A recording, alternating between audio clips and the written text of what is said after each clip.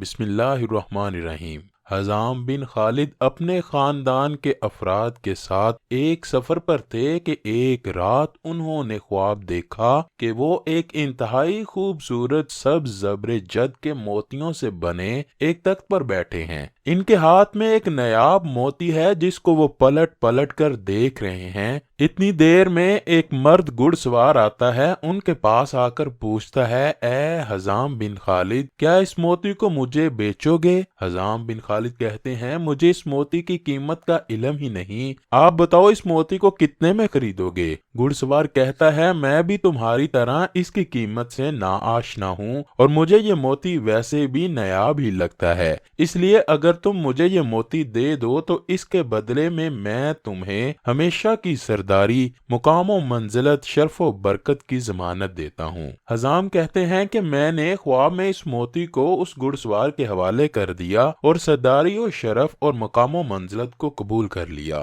اتنی دیر میں میری آنکھ کھل گئی۔ حزام بن خالد نے یہ خواب اپنے قبیلہ بنی کلاب کے معززین کو سنایا تو انہوں نے تعبیر بتائی کہ جلد ہی تمہاری بیٹی، جو کہ ہمارے قبیلہ بنو کلاب کا نایاب موتی ہے، اس کے لیے انتہائی متبرک و عظیم شخصیت کا رشتہ آئے گا، جس کے باعث تمہیں شرف و عزت اور ہمیشگی کی سرداری نصیب ہوگی۔ حزام بن خالد سفر سے واپس لوٹے تو اس سے اگلے ہی دن حضرت عقیل بن ابو طالب بنو کلاب میں مہمان بن کر آ گئے۔ ناظرین گرامی، عرب میں یہ روایت تھی کہ جب بھی کسی بھی قبیلے میں کوئی مہمان آتا تو وہ 2 دن تک اس کی خوب مہمان نوازی اور خدمت کرتے، پھر تیسرے دن اس کی آمد کا سبب دریافت کرتے۔ حضرت عقیل بن ابو طالب کی 2 دن مہمان نوازی کرنے کے بعد قبیلہ بنو کلاب کے سردار حزام بن خالد نے تیسرے دن ان کی آمد کا مقصد دریافت کیا تو وہ فرمانے لگے، میں اپنے بھائی علی بن ابی طالب کا رشتہ آپ کی بیٹی فاطمہ کے لیے لے کر آیا ہوں۔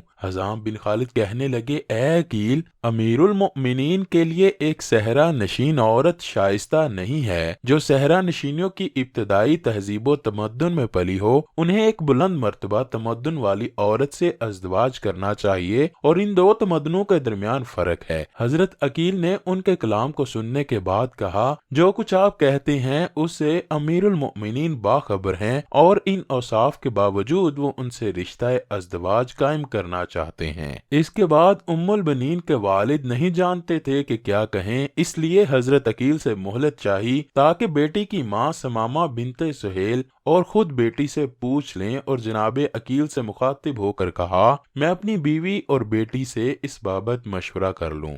حضرت ام البنین کے باپ جب اپنی بیوی اور بیٹی کے پاس گئے تو دیکھا کہ ان کی بیوی ام البنین کے بالوں میں کنگھی کر رہی تھی۔ حزام بن خالد کمرے میں داخل ہوئے اور ان سے حضرت علی کو قبول کرنے کے بارے میں سوال کیا اور کہا، کیا تم ہماری بیٹی کو امیر المؤمنین کی شریک حیات بننے کے لائق جانتی ہو؟ جان لو ان کا گھر مرکز علم و حکمت اور اداب کا گھر ہے۔ اگر تم اپنی بیٹی کو اس گھر کی خادمہ بننے کے لائق جانتی ہو تو ہم اس رشتے کو قبول کر لیں گے، اور اگر اس کے لائق نہیں جانتی ہو تو انکار کر دیں گے۔ ناظرین گرامی، حضرت عقیل علم انصاب کے ماہر تھے، اس لیے دختر رسول حضرت طیبہ طاہرہ فاطمہ سلام اللہ علیہا کے بعد جب حضرت علی شیر خدا نے محسوس کیا کہ بچوں کی دیکھ بھال اور گھرداری کے امور کے لیے ایک عورت کی ضرورت ہے تو آپ نے اپنے ماہر انصاب بھائی حضرت عقیل کو فرمایا، میرے لیے ایک ایسی عورت کا انتخاب کیجئے جو شجاع اور دلیر مرد عربوں کی نسل سے ہو، تاکہ میں اس کے ساتھ شادی کروں اور وہ میرے لیے بہادر اور شاہسوار بیٹوں کو پیدا کرے۔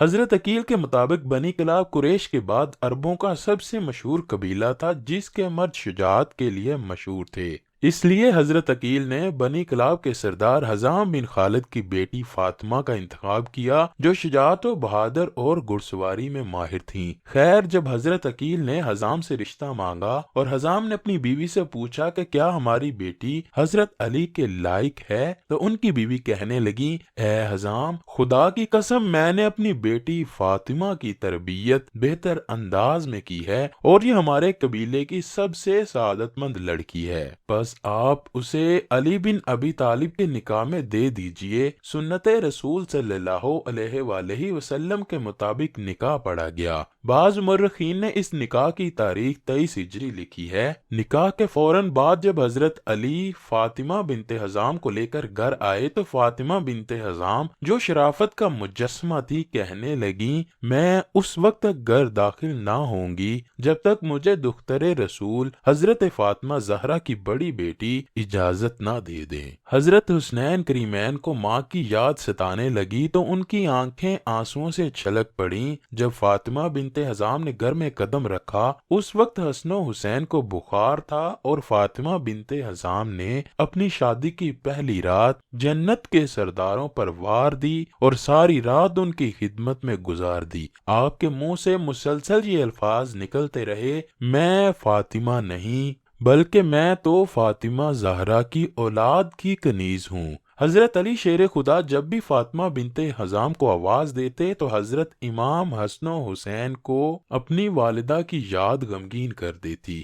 اسی لیے فاطمہ بنت حزام کہنے لگیں کہ آپ مجھے کنیز فاطمہ کہہ کر پکارا کریں تاکہ بچوں کو اپنی والدہ کی یاد نہ ستائے۔ اللہ پاک نے حضرت علی شیر خدا اور فاطمہ بنت حزام کے بطن سے 4 بہادر سپوت پیدا فرمائے جن کے نام حضرت عباس، حضرت عبداللہ، حضرت جعفر اور حضرت عثمان تھے۔ انہی 4 بیٹوں کی وجہ سے حضرت فاطمہ بنت حزام ام البنین کے لقب سے مشہور ہوئیں۔ حضرت ام البنین نے اپنے یہ 4 بیٹے حضرت امام حسین پر کربلا میں وار دیے اور تمام نے شہادت کا رتبہ پایا۔ حضرت ام البنین نے حضرت امام علی کی شہادت کے بعد جوان ہونے کے باوجود دوسری شادی نہ کی، 20 سال سے زیادہ کی طولانی مدت تک زندہ رہیں۔ آپ کی تاریخ وفات کے بارے میں اختلاف ہے لیکن مشہور یہی ہے کہ حضرت ام البنین نے 13 جمادی الثانی 64 ہجری کو وفات پائی۔ اللہ کریم ہمیں نبی پاک اور ان کے پاک گھرانے کے ساتھ بے پناہ محبت عطا فرمائے۔